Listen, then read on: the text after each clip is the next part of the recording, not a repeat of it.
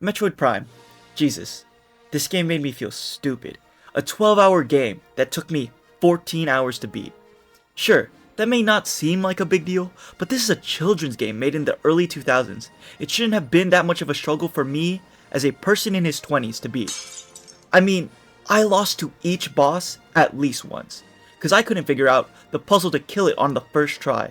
And once I finally did figure it out, I just felt dumb for not being able to put 2 and 2 together sooner.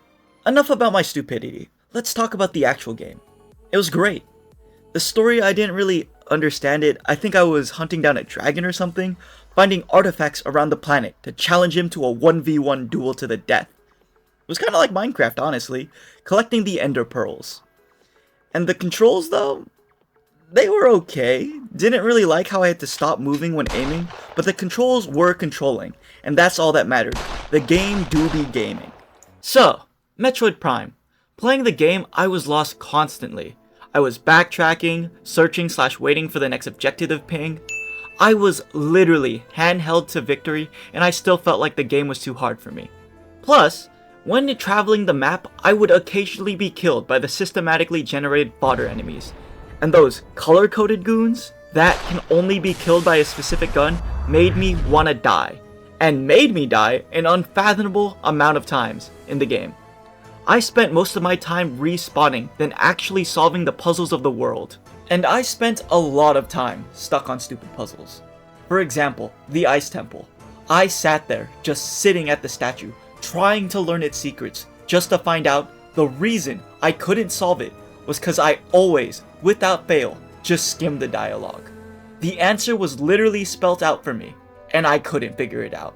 Something that should have taken me only around a minute to do took me over an hour, cause I guess I don't know how to read, / have any comprehension, I guess. It was actually pathetic to learn this about myself. Another puzzle that I struggled with, which wasn't even actually a real puzzle, was destroying the metal things with the super missiles. Again, not really a puzzle, but just a knowledge chump check to see if you've been actually reading the mechanics, which I established earlier. I don't.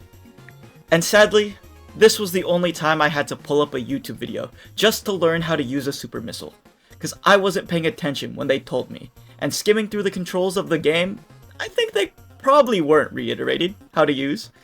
Plus, I had just been sitting there pressing random buttons on one spot for a solid 2 hours, and my patience, well, had gone dry. All this to say, my biggest obstacle of the game was my inability to read. So, I may have struggled on the puzzles a bit, but the boss battles were probably better, right?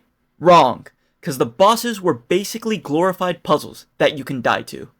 And dying, I did a lot of. First boss, Flowey. Objective, block the sun. Sure, was the puzzle easy? Yeah, but I still died because of my lack of gamer skills. I.e., I was still learning the controls about 3 hours into the game. But, after the second attempt, easy W.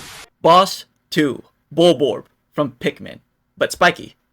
I honestly don't think I actually beat this guy in the intended fashion. Give me a sec. No, I did not. But F it, we ball.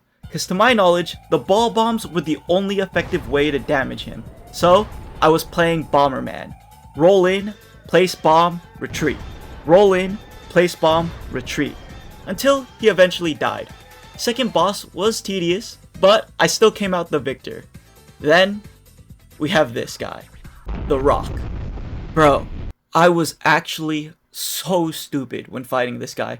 Literally moments before entering the boss battle, you get a thermal detector upgrade that you're supposed to use in the boss battle to auto-aim at the specific piece of rock you're supposed to shoot. But, what did I do? Well, I completely forgot that I got the upgrade, and just randomly shot into the boss's direction to see which rock took damage, and then, with that knowledge, shot at the rock manually, which, as a reminder, prevents you from moving. After I did all that, I entered phase 2, when he puts up a fog, and after that, I finally realized how I was actually supposed to fight this boss. But did that change my strategy? No. No, it did not. I was already too dedicated to my own fighting style, so I made the executive decision to not use the thermal upgrade. and after 4 deaths and 2 hours of my time wasted, I finally beat the rock with the manual aim. And my victory over the rock was a grueling 45 minutes long. 3 bosses in, and so far I only fought one of them with the intended strategy. Then came the king of all colored goons, and honestly, the battle was actually not that hard. Shoot the armor, fight off the minions, and kill his soul form. Easy, though all my deaths from this battle were from the minions. I chalk it up to my inability to deal with the crowd control, and getting overwhelmed by numbers. And that's why I think 1 billion lions would crush all the Pokemon. After this battle began probably the most annoying part of the game, the scavenger hunt, because apparently just killing bosses wasn't enough, because the people of this planet decided to hire the Riddler to carve in riddles into a bunch of stone tablets to find 12 artifacts. So, it's exactly like Minecraft. After summoning the Ender Dragon, our epic battle began, me shooting him out of the sky over and over again as he retreats out of range to carpet bomb the ground I stand on, destroying the poneglyphs as I use them for cover. And once I burned his wings off, he kills me by spamming his charge move. On the run back, I defeat the Ender Dragon with just a sliver of health left, ready for the credits to roll.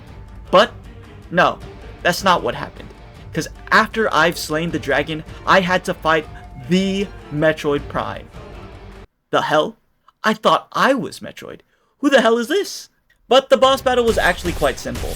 The only issue was I had to do it hitless because I barely beat the Ender Dragon seconds beforehand.